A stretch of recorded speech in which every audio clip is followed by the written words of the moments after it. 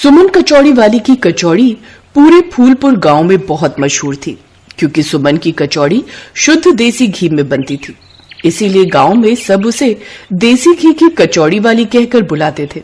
सुमन देसी घी घर पर ही निकालती थी ताकि ग्राहकों को शुद्ध देसी घी की कचौड़ी खाने के लिए मिल सके और लोग उसी देसी घी के स्वाद की प्रशंसा करते थे। अरे शहर से बहन और जीजा जी आए हैं। सुबह उठते ही उन्होंने कहा कि हमें तो भाई जो है देसी घी की कचौड़ी ही खानी है, और तेरा ही नाम लिया कि सुमन के दुकान से लाना। सुमन की कचौड़ी बढ़िया देसी घी की होती है। धन्यवाद भैया, आप सबकी प्रशंसा से मुझे और हिम्मत मिलती है। मैं अभी पैक कर देती हूँ। सुमन ये ले देसी घी का डिब्बा। तो ये घर छोड़ आई थी, एक ही डिब्बा लाई थी क्या? अरे हाँ, भूल गई, ये तो सुबह ताजा ही निकाला था। अच्छा हुआ तुम ले आए। अब थोड़ी देर दुकान मैं संभालता हूँ, तब तक तू कचौड़ी तल ले। सुमन का पति मदन भी इस काम में उसकी मदद करता था। सब कुछ अच्छा चल रहा था। सुमन के कचौड़ी के काम से घर का खर्चा निकल आता था। सुमन उसमें संतुष्ट थी। कुछ दिनों बाद सुमन को पता चला कि वो माँ बनने वाली है। सुमन ने रिश्तेदारों को खुशखबरी दी तो अपनी सहेली को भी फोन मिलाया। सुमन को पता चला कि आजकल उसकी सहेली शहर में नौकरी कर रही है। हाँ सुमन, मैं पिछले महीने ही शहर आई हूँ। वैसे ये खुशखबरी सुनकर मैं बहुत खुश हूँ कि तू माँ बनने वाली है। मेरा तो मन कर रहा है कि अभी उड़कर तेरे पास आ जाऊं। तो आ जा, फिर देर किस बात की है। कुछ दिन मेरे पास लगा जा। मुझे एक हफ्ते की छुट्टी मिल रही है। या तो एक काम करती हूँ, अपने घर नहीं जाती हूँ, तेरे पास आ जाती हूँ। कुछ दिन दोनों सहेलियां खूब मजे करेंगे। सुमन की सहेली सुधा ने उसके पास आने का प्लान बना लिया। 1-2 दिन बाद सुधा सुमन के पास कुछ दिनों के लिए रहने आ गई। सुमन, तू कितनी मेहनत करती है। अरे इतनी मेहनत कौन करता है। बाजार से घी खरीद कर कचौड़ी तल दिया कर, घर में क्यों बनाती है। बाजार से खरीद तो लूं, पर मैं घर में घी बना लेती हूँ। घर के घी में कचौड़ी और भी ज्यादा स्वादिष्ट बनती है। तू मेरे साथ चलेगी क्या बाजार? मैं बस थोड़ी देर में कचौड़ी बेचने जा रही हूँ। जीजा जी नहीं जा रहे? नहीं, ये तो कुछ जरूरी काम से दूसरे गांव गए हुए, शाम तक लौटेंगे। मुझे भी आने में शाम हो जाएगी। तो फिर मैं क्या करूंगी घर पर? मैं भी तेरे साथ चलती हूँ, तुझे थोड़ा सहारा हो जाएगा। और वैसे भी शुरुआती दिनों में तू अपना ध्यान रख। सुधा सुमन के साथ बाजार जाती है। सुमन बहन, 2 कचौड़ी और आलू की सब्जी दे दो। ये लो भैया जी, धन्यवाद। ग्राहक के जाने के बाद सुधा बोली, देसी घी की कचौड़ी, वो भी 20 रुपए। पागल है क्या? देसी घी की कचौड़ी भला कौन इतनी सस्ती बेचता है? मैं बेचती हूँ। मुझे पैसों का कोई लालच नहीं है। मुझे तो बस ये होता है कि रोजाना की कमाई हो जाए और घर खर्चा निकलता रहे। बस ईमानदारी के साथ काम करती रहूं, और ग्राहक भी मेरी देसी कचौड़ी को पसंद करते हैं। बहुत खुश है तू इतनी सी कमाई से। पूरे दिन में सिर्फ 150 रुपए कमाए हैं। तुझे लगता है तेरे लिए और आगे आने वाले तेरे भविष्य के लिए पर्याप्त होंगे? हाँ तो और क्या कमी है। अच्छा खाते हैं, अच्छा पहनते हैं, कमाई रोज की सही हो जाती है। चिंता भी तो नहीं है, काम अच्छा चल रहा है। देख सुमन, तू मेरी पक्की सहेली है। चिंता की बात मैं सोच रही हूँ। अगर तू ऐसे ही देसी घी की कचौड़ी सस्ते दामों पर बेचती रही तो फिर तो तू अगले 50 साल तक भी इसी टूटे हुए घर में रहने वाली है। अरे अपना नहीं तो आने वाले बच्चे का सोच। अभी तो एक होगा, फिर आगे चलकर तेरे 2-3 बच्चे हो जाएंगे। कहाँ रखेगी उन्हें और कैसे उनकी परवरिश करेगी? जब परिवार बढ़ेगा ना, तब ज्यादा पैसों की जरूरत होगी। मैंने तो पूरी पिक्चर क्लियर की हुई है। बढ़िया कमाओ, बढ़िया खाओ, बस। ये सब ईमानदारी करने से कुछ नहीं होने वाला। ईमानदारी के रास्ते पर चलकर किसे तरक्की प्राप्त हुई है, नाम भी बता दे किसी एक का। सुधा की बातें सुमन ध्यान से सुन रही थी। अरे थोड़ी बहुत बेईमानी हर बिजनेस में होती है। बड़े बड़े व्यापारी भी घोटाला करके ऐशो आराम की जिंदगी जीते हैं, बच्चों को महंगी परवरिश देते हैं। अगर तेरी तरह ईमानदारी से सब काम करने लगे ना, तो कोई अमीर नहीं बनेगा। सब तेरी तरह गरीब ही रहेंगे। तो मैं ऐसा क्या करूं जिससे मेरी भी अच्छी कमाई हो और मेरे बच्चे भी अमीर कहलाएं? इसके लिए तुझे उस रास्ते पर चलना होगा जो तुझे कुछ ही महीनों में अमीर बना देगा, ताकि जब तेरा बच्चा इस दुनिया में आए तो एक बड़ी कोठी में उसकी परवरिश हो। एक बड़ी सुंदर कोठी और उसके बाहर खड़ी चमचमाती कार, नौकर चाकर, खाने पीने की चीजें, रुपया पैसा इतना कि खर्च हो तो भी कम न पड़े। सोच, तेरी जिंदगी कितनी बदल जाएगी। सुधा की बातें सुनकर सुमन के मन में हलचल मच गई। उसने कभी इतने बड़े सपनों के बारे में सोचा ही नहीं था। लेकिन अब जब सुधा ने सामने उज्जवल भविष्य की इतनी रंगीन तस्वीर खींच दी थी तो सुमन का मन भी थोड़ा डोलने लगा। लेकिन सुधा, मुझे डर लगता है, अगर किसी ने पकड़ लिया तो? मेरी ईमानदारी पर सबका भरोसा है, मैं उसे कैसे तोड़ दूं? अरे पगली, पकड़ा कौन जाता है? मैं हूं ना तेरे साथ, सब कुछ सिखाकर ही यहाँ से जाऊंगी। देख सुन, सबसे पहले तो शुद्ध देसी घी को कम कर। असली देसी घी में थोड़ा नकली देसी घी मिलाना शुरू कर दे। ऊपर से डिब्बे पर 100% देसी घी का टैग लगा रहना चाहिए, बस। कचौड़ी में वही खुशबू बनी रहेगी, तो चिंता मत कर। सुमन उस रात ठीक से सो नहीं पाई। आंखों के सामने एक तरफ अपने अब तक के ईमानदार जीवन की तस्वीरें तैर रही थी, तो दूसरी ओर सुधा के दिखाए सपनों की चकाचौंध। अरे क्या बात है सुमन, तू बड़ी चुपचाप लग रही है आज। कुछ नहीं, बस ऐसे ही सोच रही थी। सुमन ने मदन को इस बारे में कुछ नहीं बताया। मदन से छुपाकर सुमन ने सुधा के कहने पर देसी घी के डिब्बे में नकली देसी घी मिला दिया। उसने आधा देसी घी और आधा सस्ता घी इस्तेमाल किया। पहली बार ऐसा करते हुए उसका दिल कांप उठा, पर सपनों की दुनिया के लालच ने उसकी अंतरात्मा की आवाज को दबा दिया। ग्राहक बदले हुए स्वाद को पहचान गए। अरे सुमन बहन, आज कचौड़ी वैसी खुशबू नहीं दे रही जैसी रोज देती है। अब अरे भैया, वो आज बस थोड़ी जल्दी में बन गई थी। अगली बार वही पुराना स्वाद मिलेगा। 1 दिन, 2 दिन, 3 दिन ग्राहकों ने धीरे धीरे आना कम कर दिया। सुमन, अपनी कचौड़ी वापस ले ले, तेल की बदबू आ रही है। तू कहती है कि तू शुद्ध देसी घी की कचौड़ी बनाती है, कहाँ से इसमें देसी घी की खुशबू है? नीरे तेल की बदबू आ रही है। कचौड़ी के पैसे वापस कर दे।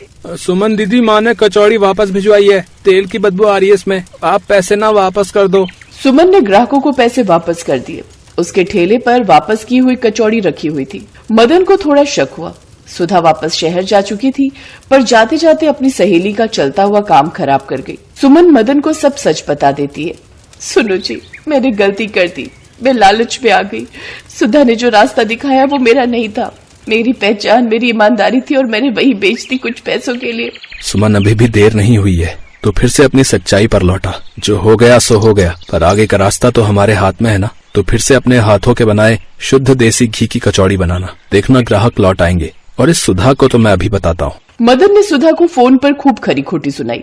पीछे से सुधा भी रोने लगी। पता चला कि सुधा जहाँ नौकरी करती थी वहाँ पर उसने बेईमानी की और उसे निकाल दिया गया।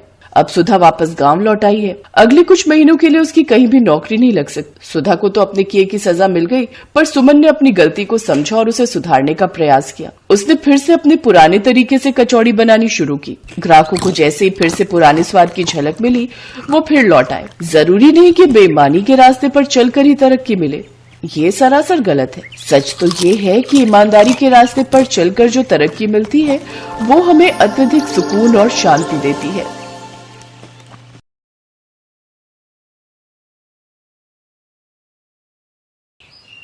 गांव में सोहन का एक आलू कचौड़ी का ठेला था, लेकिन गांव में उसे कुछ खास कमाई नहीं हो पाती थी, जिस कारण उसने शहर में जाकर आलू कचौड़ी का ठेला लगाने का फैसला किया।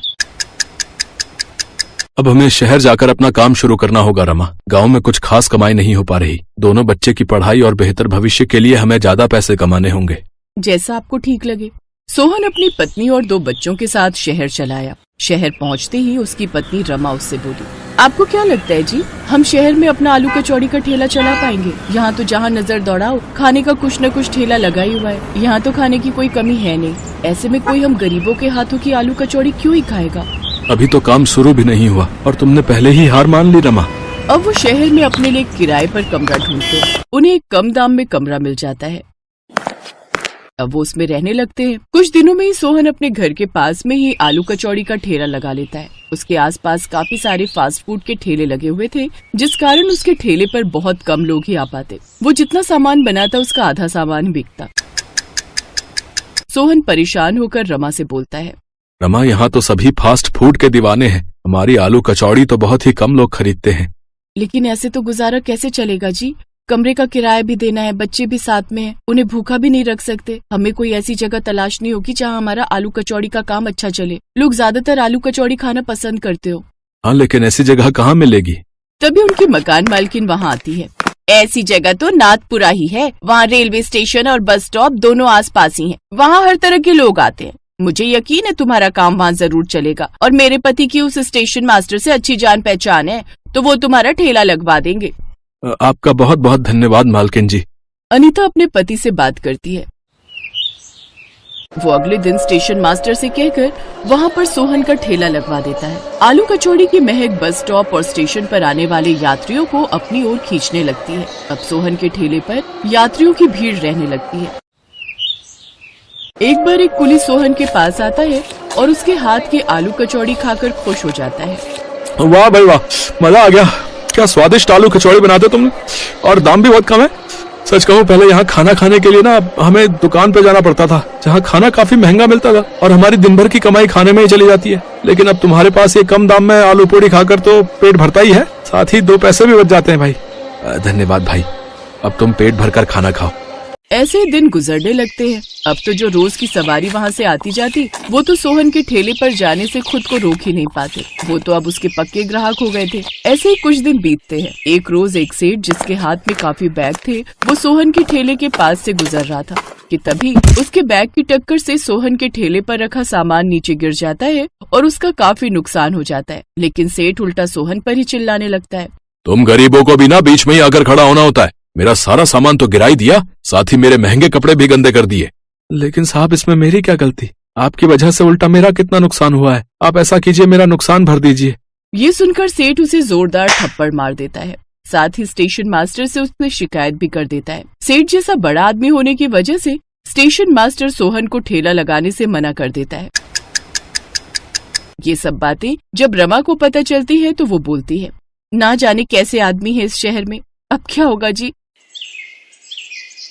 अब सोहन घर पर ही रहता है। वहीं दूसरी तरफ सोहन का ठेला न लगने की वजह से अब उसके रोजमर्रा के ग्राहक भी काफी परेशान हो चुके थे।